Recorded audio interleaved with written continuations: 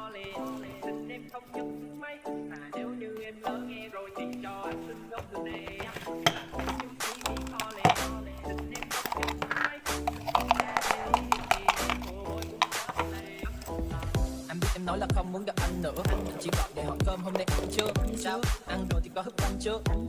Nếu rồi thì đã nhớ anh chưa?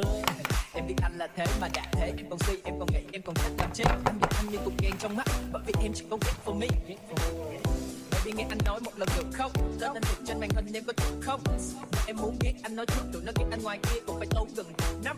Và nếu em muốn đêm nay không ngủ, đừng nói anh daddy, giọng công chủ. Đừng go, mong thủ ấy. Cái bụng chi when I say you, you see me calling. Xin em không nhấc máy, mà nếu như em lỡ nghe rồi thì cho anh xin gốc lần này.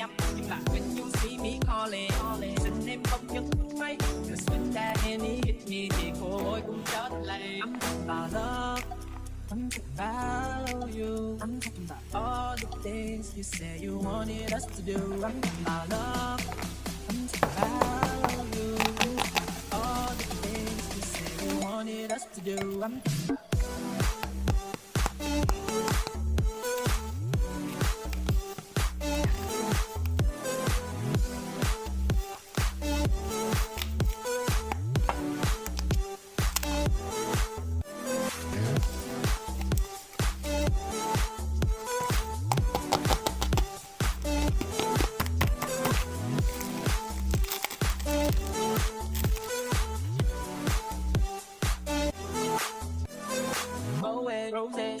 thì cần có nghe, okay, no man. Girl, you know I gotta keep it real right now. Anh có thói quen chia sẻ nó kêu vài dạo lại. Anh không phải có tự nhiên thích tiêu xài hao. Automated how to feel right now. Nói mấy con bạn em nếu tụi mày giọng thì bạn trai của tụi nó đã là anh rồi. I know, baby I'm an asshole. But that's just the shit though. Bằng mắt xanh thì phải biết như là xin đang học. Baby anh không có tiếc đâu.